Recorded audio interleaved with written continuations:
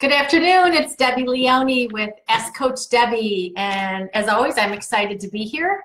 And first want to just share how, I'm not sure what I'm going to say right now, but I feel like I have to share something about the fall today. So last night it was a really deep freeze. It was cold. I'm not ready for this. But anyway, and since then I'm noticing that the leaves are falling like constantly. They're really it must have something to do with the deep freeze. And it became like a meditation for me this morning. I just watched those leaves and noticed how they're falling so effortlessly down the ground. And I thought about how the same thing happens in the wintertime with the snow and how it falls down to the ground. And then in the spring, how seeds fall down to the ground. And then the summer, the flowers flower. And the rain falls down to the ground. And everything ends up falling gently, effortlessly, and surrendering down into the ground that support us, Mother Earth. It's just, I'm not sure what all the wisdom there is, but it's just so fascinating how the change of seasons always remind us that everything that comes from up here falls down, the letting go and the surrendering. And that by us letting go, we can come to groundedness. Yeah, right? Just had to share that. So anyway, hi. Here for Ask Coach Debbie today. Today's topic is being on purpose. So as you know, I work with lots of different people around enhancing their life and creating the life of their dreams. And I'm always surprised by how few people know what their purpose is. So I'll ask you right now, do you know why you are here? Do you know what your purpose in life is? And if you don't, that's okay, because it's a great place to start. Because so many people, it seems, walk around their lives aimlessly, never feeling that level of fulfillment that they want because they don't know what their purpose is. And we're all here to create meaning in our lives. And the truth is, those that do know their purpose live longer. In fact, here's a statistic from Learning Solutions magazine. So it talks about, hold on. Current researchers argue that the average, oh no, this is the wrong one. Hold on, I've got two different websites here. People with a sense of purpose, this is from NPR, sorry. People with a sense of purpose had a 15% lower risk of death compared with those who said they were more or less aimless. And it didn't seem to matter when people found their direction. It could be in their 20s, 50s, or 70s. So if you ever come to me and say I'm too old, I'll totally bust you on that because it's not true. So people who have a purpose, who find meaning and act from that meaning, live longer. So I've got I've got five ways to consider your purpose. All right. Before I share that with you, I'm reading my notes. Not having a purpose, most of the time, based on my experience with the people that I work with, those that don't have a purpose, dare I say, it's the F word. They're afraid. They're afraid perhaps of knowing their purpose because that might call them to be something bigger and do something different. And or they judge themselves so much that they don't allow themselves to get clear as to what their purpose is because they think, oh, well, it's probably not the right purpose, or it's not big enough, or it's not how it should be. So therefore, they live their lives without having that clarity of having a purpose, and it's fear-based. So, all right, write these down if you want to. If you really want to focus. Hi, Denise. Love you. If you really want to know what your purpose is. So, number one, consider this question. What do I want to get better at? Like, what has you feeling, is there anything in your life that has you feeling passionate or excited about learning more of? So ask yourself, what do you want to get better at? And I want you to ask yourself these questions and consider these different steps from a place of fearlessness. Because if you ask yourself, what do I want to get better at, but you're too afraid to do it, there's no point. So consider this, if I were totally fearless, what would I want to be better at? because that's what invokes passion, excitement, has you want to jump out of bed in the morning. So that's number one. Number two, how do I want to be remembered? So if you were to die tomorrow, what would you want people to say about you? How do you want, what imprint do you want to leave on this earth? What do you want them to remember you for?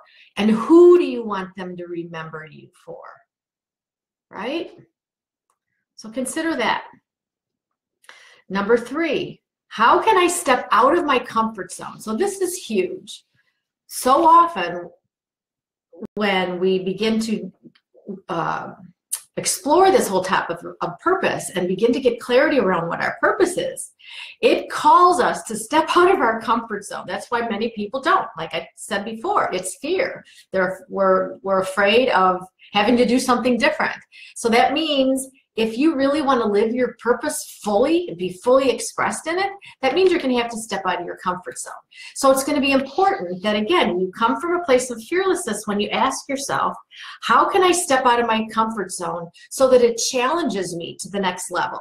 Almost in a way that would have you being willing to be embarrassed, because that's what it takes. You've got to be willing to put yourself out there and allow the world to know that you make mistakes, and that's okay. That's a biggie. I love that one because it's about fearlessness. Number four, what lifelong adventure would excite me? So not so much like taking a trip and going on an adventure in the rainforest or whatever, but what would feel like a lifelong adventure that would continually have you feeling inspired and challenged to go to the next level? Whatever that is, and if it feels good, that's your purpose. And it doesn't have to be something humongous like you've got to climb Mount Everest. It could be whatever feels right in your body. So that's number four. What lifelong adventure would excite me? And then last, go figure. If I were fearless, who would I be? So it's not just if I were fearless, what would I do? That's a piece of it. But the first place to look is who would I be if I were fearless? Would I be totally confident? Would I be disciplined? Would I be non-judgmental? Would I be accepting? Because that, who you are, is going to drive what you do. So and that's going to have you feeling on purpose. So those qualities, you get to get clear as to who do you want to be? Going back to the question, if you died today, what would you want people to say about who you were? Would you want them to say, wow, they were the most courageous person I knew, or the most loving, or the most accepting? So that's the who, the beingness. So if you're able to answer all five of these questions from a place of fearlessness, you're going to gain some clarity around what's going to have you want to jump out of bed in the morning. And also, if you get answers to all five of these questions, you should feel some fear, because if it doesn't take you out of your comfort zone, then it's like if your dreams are easily achievable, they're not big enough. So consider this and really give yourself permission to take some time. And if you had no judgment around how big your purpose is, or your, who you want to be, no judgment around who it would affect, or how many it would affect, just giving yourself permission to fully feel anything that has you feeling passionate, you're going to gain clarity around this. And then when you get that, the universe will support you in being qualified to live your purpose. My example, I've shared this with you guys in the past. My purpose is to live fully expressed by being fearless, and to teach others to do the same. So that on a daily basis takes me out of my comfort zone. It's had me embarrassed. It's had me feeling judged at times.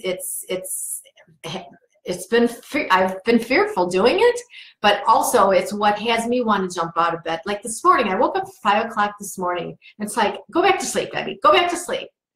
And it's like, no, I want to get up. I'm excited to share my purpose. That's what it's about. And it doesn't go without having fear. So you get to be with it and do it anyway. If there isn't fear, then you get to look at it again, because it's not calling you out of your comfort zone. All right, any comments about that? few minutes late. Sorry. No, that's okay, Kim. I'm glad you're here. So this is what I would like to ask you guys right now. Type in a yes or no. Do you know your purpose? It's okay if you don't. Just type yes or no. I'd be curious to see.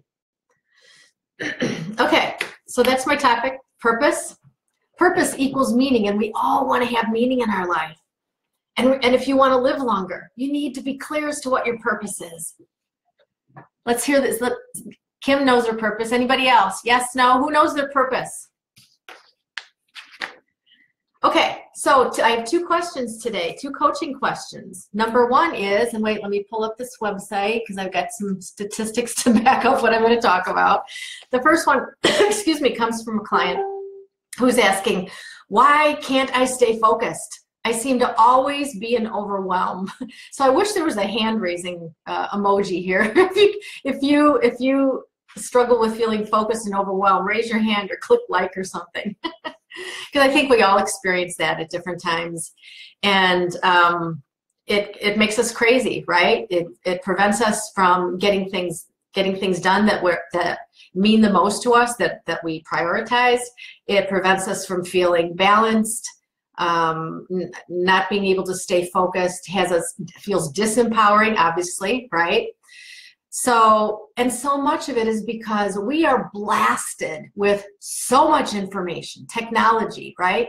There's so much information that we've actually become disinterested in so much of it that we're continually seeking more stimulation and more information, and it doesn't work. It has us out of focus. That's one of the reasons. So this is from Learning Solutions Magazine. And our attention spans have decreased because of all the stimulation that's in our face every single day. So current researchers argue that the average attention span of American adults has dropped and is limited to 20, 10, or even 5 minutes. It's like we have attention spans of little kids.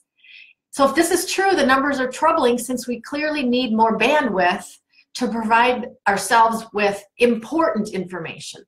So this is about looking at taking responsibility for why we are not able to focus. Because if you feel like you're in overwhelm on a regular basis and you can't focus, guess what? It's your creation. You've chosen that, and it's really easy to blame the internet and to blame all the circumstances and people and responsibilities in our lives and our jobs and our bosses. But the reality is that you have control over whether or not you're going to be focused and overwhelmed or not. So it requires 2 things: internal work, figuring out what's preventing you internally, what thoughts and beliefs are having you believe that you can't be focused, and then the external work, the tactics, the specific steps you need to take. So here I have, let's see, 4 steps, 4 ways to become focused. So the first step is the internal work, really getting clear with what beliefs are going on in my head that have me believing that I can't be focused. What has me believing that I have to be victimized by overwhelm? So my suggestion first is to spend some time with us and make a list of the beliefs that have you feeling overwhelmed. So I'm thinking of one person in particular that overwhelm just drives this person continually. And some of his beliefs are that I'm not capable of being focused, or if I'm not overwhelmed, I'll be bored. That might be a biggie. Consider that. Or if when I'm out of focus, I'm sorry, let me see how I would word this, but he believes that he has to stay out of focus because that feels most familiar to him. So for him, another belief is, if I'm focused, I'll be taken too far out of my comfort zone and I can't do that. So some of those might resonate for you, but take some time around what has you believing or feeling that you'll never be balanced and out of overwhelm, because it's basically a belief system. And then after you've got those beliefs, make a list of beliefs that are going to support you in being focused. Like, I am capable of being focused. I'm not choosing overwhelm today. And put each of those beliefs on an index card. So maybe have 5 or 7, maybe 10 beliefs that are going to support you in being focused, and each day pull one and keep it at your desk or somewhere where you're going to see it on a regular basis every day to help you be focused. So that's like kind of an external tactic. So the internal is always going to reflect the external. Number 2, this is huge, time management. I'm amazed how many people really don't focus on managing their time, and that's such a huge tool. So this is what I do every day. Here's an example. I don't know if you can see it. Yeah. So I put a piece of scratch paper every day. Yeah, I think you can see that. Write down the hours, 8, 9, 10, whatever, and I fill in my appointments. 8 o'clock, I'm going to meditate. 9 o'clock, S is a session. 10 o'clock, emails. 11, I have nothing. So you want to leave time open for stuff that happens. So you just fill in what you have and make sure you make appointments with yourself to get me time in. So you see that I have my yoga, my meditation. At 5 o'clock, I'm going to run and then go eat.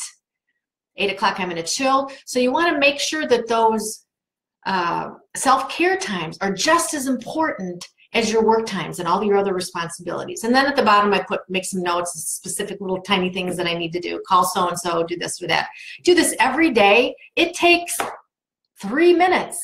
And to really consider that this is a template. So in other words, I'll make this up every single day. I have to. Even on weekends, I do it. I don't feel right if I'm not. And it's a template. In other words, if it doesn't all get done, it's okay. But at least it's a structure, it's a framework, it's a tool. And what you're going to find, I'm going to tell you, you're going to get more done by using this and feel more balanced. So it's a huge, huge tool in creating focus and eliminating overwhelm. That's number 2. Number 3, I kind of already told you. Make sure that in your daily calendar, you include me time, whatever you want that to be, whether it's shopping or playing video games or taking a nap. And to treat that me time as just as important as a board meeting or, session with a client or anything else that you consider important, because you are number 1. You've got to take care of yourself. Okay? So me time, valued as much as work or anyone else. And then number 4, as much as you possibly can, remove technology, because as I shared with you a while ago, technology it's so in our face, and there's so much information that it's kind of has us numb to the information, and it has us addicted to wanting to be stimulated by more.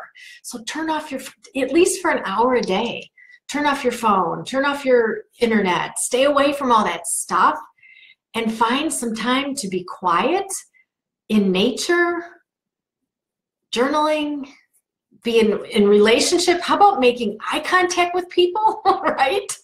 Particularly your family. So see how you can really decrease your internet time. It's huge. So those are the 4 steps. All right. Any questions? Hi, Jennifer. Hi, you guys. Okay, second question. If anybody has any questions while I'm talking, just type it in here.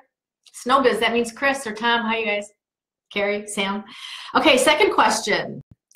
I love this. How do I change my thought process from bitterness to positivity? Think about that. Think about someone you feel bitter towards or some circumstance. How do you change that bitterness from positivity? So the bitterness comes, where's my notes? Okay, so the bitterness comes from your judgment. Bitterness, too, is a choice. So consider that. Consider who or what you're feeling bitter towards. And you've got some kind of internal narrative in your head about why you're supposed to feel bitter about this person. So I'm thinking, I'll use myself. Each time I do this, I become more and more vulnerable and share parts of my life. But okay, so I've been divorced. And there were times that I felt bitter, of course. Felt victimized, and they're the bad guy and not me, and there was lots of bitterness until I got to see that my bitterness towards him was totally self-induced. It was based on I'm right, he's wrong, he did this and he did that, And that kept me in this place of bitterness, contraction. It wasn't serving me. It wasn't moving me towards healing through my divorce. It was just keeping me separate. And that's what bitterness does. Bitterness, or any fear-based emotion or feeling, separates you from the other. So fortunately, I got to see that wow, this is just really perpetuating my anger and my resentment and my bitterness. And I got to really explore the judgment I had around him. Okay, was some of the things that happened true? Yes, but my interpretation over the experience made him wrong and me right.